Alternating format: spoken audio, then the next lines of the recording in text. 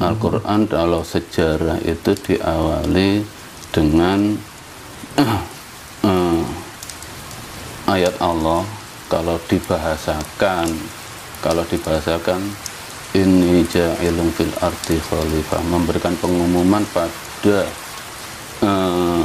iblis dan para malaikat, aku akan menciptakan khalifah di bumi.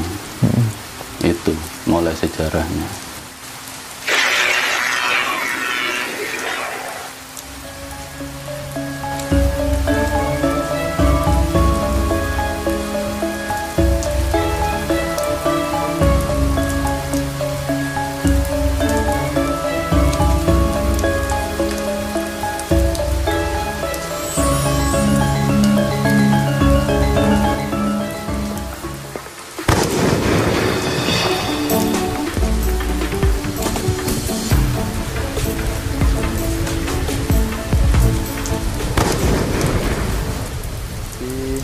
Juara kitab kuning itu memang harus terampil dan teliti dalam konteks nahwu sorob ya, Kunci ya. kitab nahwu sorob. Kalau kita menguasai nahwu sorob, membaca kitab apapun kita bisa. Yang nggak bisa itu apa? Menghafalkan makna, nggak tahu maknanya. Kalau bacanya bisa. Kan kita orang Jawa. Jadi melihat kamus dulu. Sifat wajib Allah itu kan ada 20 ya, kalau nggak salah ya. Yang pertama itu wujud ya.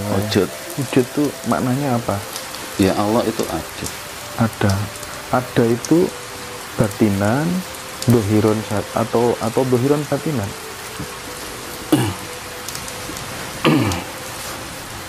Kalau saya meyakini Allah itu ada,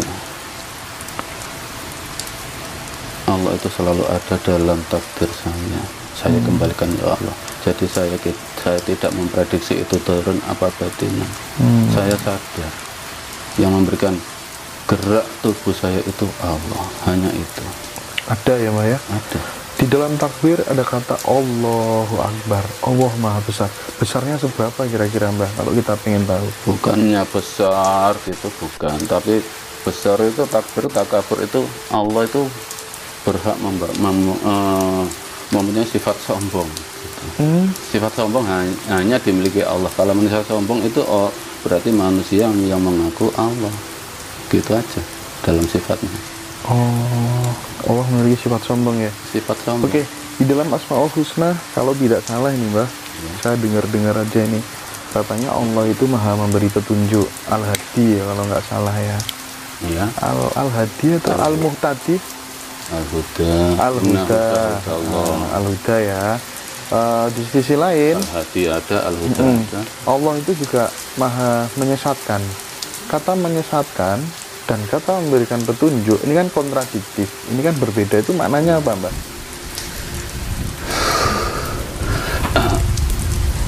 Al-Quran itu memang bahasa petunjuk.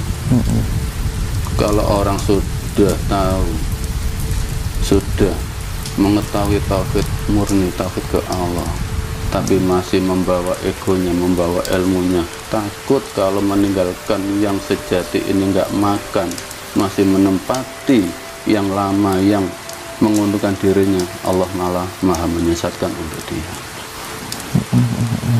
Itu maksudnya Allah maha menyesatkan ya? Karena dia memang jatah bahan bakar neraka, jadi ya diberikan teman-teman sesama bahan bakar. Sudah tidak bisa menerima iman, hanya dohirnya aja, penampilan aja, iman hatinya sama sekali menolak. Padahal dia tahu bahwa kalau ditanya asli dia itu mempunyai sifat ujub, bangga diri, mengaku keahliannya, itu aja. Neraka ya? Iya. Di awal tadi kan panjenengan mengatakan bahwa sebenarnya yang membuat orang itu nanti selamat, saya tidak mengatakan surga dan neraka ya. Kalau saya mengatakan surga dan neraka itu nanti menjadi tidak universal. Karena tadi jenengan sudah bilang bahwa apapun agamanya yang terpenting adalah kelakuan baik, ya kan? Sementara kelakuan baik, kelakuannya untuk menyembah Allah. Ya, kelakuannya untuk menyembah Tuhan ya, secara universal ya. Karena di agama lain kan ada yang percaya kepada reinkarnasi, dan lain sebagainya begitu. Iya. Sekarang gini Mbah, kembali ke tadi ke sifat wajib tadi ya. Iya. Setelah wujud itu hitam ya Pak ya. Wujud hitam. Hitam itu apa kira-kira? Terdahulu ya. Berarti Allah itu yang paling awal. Paling awal gitu ya. Allah wujud hitam bakok. Kalau bakok itu kekal ya. Iya. Berarti Allah itu selain wujud, hitam, bakok, dia tuh kekal selama-lamanya. Dan katanya kalau di Al-Quran itu apa tuh namanya? Saya belum masuk ke situ dulu. Bakok kekal, mukholal fatul hamadisi. Itu berbeda dengan makhluk. Berbeda dengan makhluk ya. Terus kemudian qiyamuhu binafsihi, dia berdiri sendiri ya.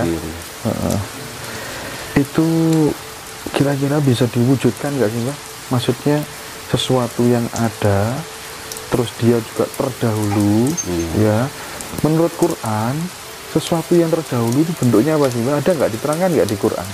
Sesuatu yang terdahulu sebelum ada manusia, sebelum ada apa-apa, ini wujudnya menurut Quran apa kira-kira? Nggak ada ya, Quran tidak menjelaskan itu ya.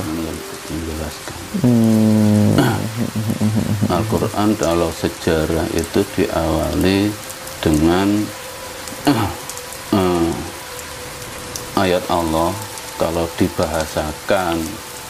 dibahasakan ini ja'ilun fil ardi khalifah, memberikan pengumuman pada iblis dan para malaikat, aku akan menciptakan khalifah di bumi. Itu mulai sejarahnya. Oke. Adam diciptakan itu ya, sebagai khalifah. Itu malaikat protesnya karena kok manusia yang tidak akan justru akan membuat kerusakan di muka bumi dan mengalirkan darah berbeda dengan kami selalu memasukikan kami. Iya, sorry Mbak, ketika malaikat protes ya, malaikat protes kok justru akan menjadikan manusia yang akan membuat pertumbuhan darah, buat kerusakan di muka bumi. Itu artinya malaikat sudah tahu dong sebelumnya bahwa ada manusia sebelum Adam. Ya mana mungkin dia bisa tahu kalau akan justru membuat kerusakan. Berarti malaikat itu sebenarnya sudah tahu kalau sebelum Adam itu ada manusia yang bikin kerusakan, bikin pertumbuhan darah. Bukannya tahu, tapi malaikat diberitahu kalau manusia itu diberikan nafsu. Allah menciptakan manusia itu pasti diberi nafsu, tidak seperti malaikat tidak diberikan nafsu. Tapi kan sangat jelas Bang, yang akan justru tidak mungkin dong malaikat spekulasi. Itu kan kira-kira nanti kan, prediksi saya akan begini kan gitu, kira-kira nggak mungkin kan pemikiran orang-orang yang terlalu gimana ya. Yang namanya nafsu itu adalah keinginan, ambisi. Ya jelas bisa diramal. Wah, Allah menciptakan manusia, diberikan nafsu, pasti ada ambisi, pasti ada pertumbuhan. Di situ fi'ilnya fi'il mudhari', bukan fi'il madhi. Qalu ataja'alu, taja'alu itu fi'il mudhari', belum terjadi, akan datang. Kalau fi'il madhi sudah dilakukan. Di situ fi'ilnya mudhari'. Qalu ataja'alu.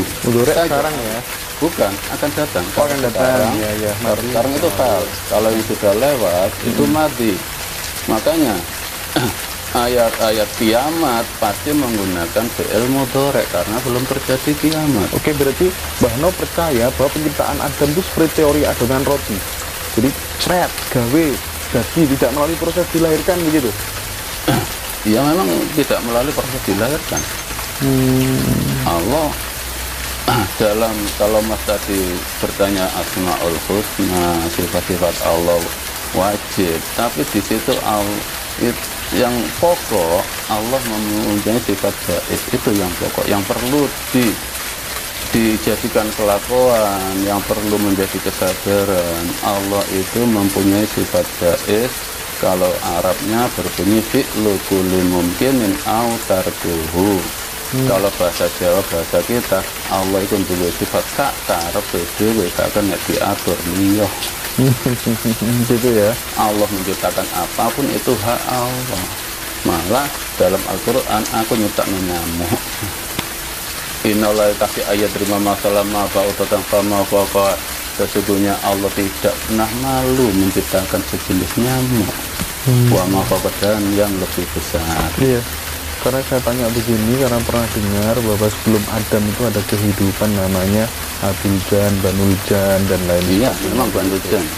Yang menjadi khalifah waktu itu namanya Ajajil. Memang ada Banuljan. Itu sejenis apa? Abiljan, Banuljan itu. Memang dia itu dari jin tapi iman. Ajajil itu tegas. Jadi siapapun umatnya yang nggak iman bunuh. Ajajil. Cuma sudah iman, diciptakan dari api, Adam dari tanah, merasa dia lebih baik penciptaannya, hanya itu aja. Iblis nggak mau sujud Nabi Adam karena memandang figur penciptaan, tidak memandang Allah. Iblis itu karepe dhewe apa karepe Allah kira-kira waktu itu, Bang? Ya, semua adalah perjalanan takdir, tapi di situ dia itu memang merasa orang sombong, orang ingkar itu memang karakternya dia kemauan dia. Nah ya, kesombongannya iblis itu desainnya Tuhan atau memang murni dari iblis sendiri? Iblis memang diberikan sifat sombong, sifat nafsu. Nah, kelebihannya itu ini tidak sadar, tidak untuk apapun. Misalnya iblis manusia, apapun yang diberikan Allah itu tidak untuk menjauh dari Allah, tapi untuk mendekat. Di saat menerima kehendak Allah, ternyata untuk menjauh Allah, baru Allah melaknat mereka. Manusia pun begitu. Kalau tidak mau mengikuti kehendak Allah, ya mereka dilaknat. Mereka sama dengan iblis karena mereka sudah terpengaruh iblis. Kalau misalnya saya bilang nih, iblis adalah makhluk Tuhan yang paling mulia begitu, jenengan nggak sepakat berarti ya? Sepakat. Karena Al-Quran dalam surat At-Tin kan itu Watin wa zaitun wa tur wa tabalan wa ma khalaqnal insana fi ahsani taqwim. Jadi manusia Allah itu Allah menciptakan manusia dalam ahsanul taqwim, bagus-bagusnya penciptaan. Karena bagi saya iblis itu bukan levelnya Allah gitu, Mbak. Jadi iblis begitu itu karena skenario-nya Tuhan. Dia makhluk baik-baik, kok tak badek kayak gini, iblis. Jadi logika saya pakai begitu kira-kira, Mbak. Iblis sama jin kan sama. Mereka ada yang iman karena wa ma khalaqul jinna wal insa illa liya'budun. Jin pun ada yang iman sama dengan manusia. Kalau untuk manusia yang tidak iman sebutnya kafir, kalau untuk bahasa jin yang tidak iman sebutnya iblis, hanya gitu aja. Berarti iblis menggoda manusia itu karepnya iblis atau karepnya Tuhan kira-kira? Karena iblis. Bukan karepnya Tuhan, bukan skenario Tuhan. Maunya iblis direstui, diridhoi oleh Allah. Berarti dia diridhoi ya? Diridhoi. Bukan Tuhan merestui begitu ya? Merestui sama meridhoi sama. Oh enggak, maksudnya mengizinkan. Bukan Tuhan yang apa tuh namanya, memang sengaja kowe tak potong ini sih. Ke apa beli? Nek gak ngene dunia iki ora ono cerita, bukan begitu kira-kira, Mbak? Bukan. Nah, terus andai kata kemudian iblis tidak direstui, yang terjadi apa di dunia ini, Mbak? Baik semuanya. Iya. Untuk apa Allah menciptakan neraka? Lah berarti iblis itu desainnya Tuhan kira-kira supaya sombong begitu. Manusia pun desainnya Tuhan. Nah iya, berarti iblis dan manusia, iblis yang sombong begitu memang sengaja disetel sama Tuhan begitu kira-kira, Mbak? Memang setelannya gitu. Gitu ya. Supaya neraka ada isinya, surga ada isinya gitu ya, Mbak. Tapi iblis bersumpah mengajak manusia untuk menjadi iblis. Iya. Jadi kalau begitu kan jelas iblis bukan tandingannya Tuhan gitu loh, Bang, maksudnya. Lah iya. Oke, luar biasa diskusi kita. Oke. Mbah Nur, terima kasih banyak waktunya malam hari ini. Sama-sama.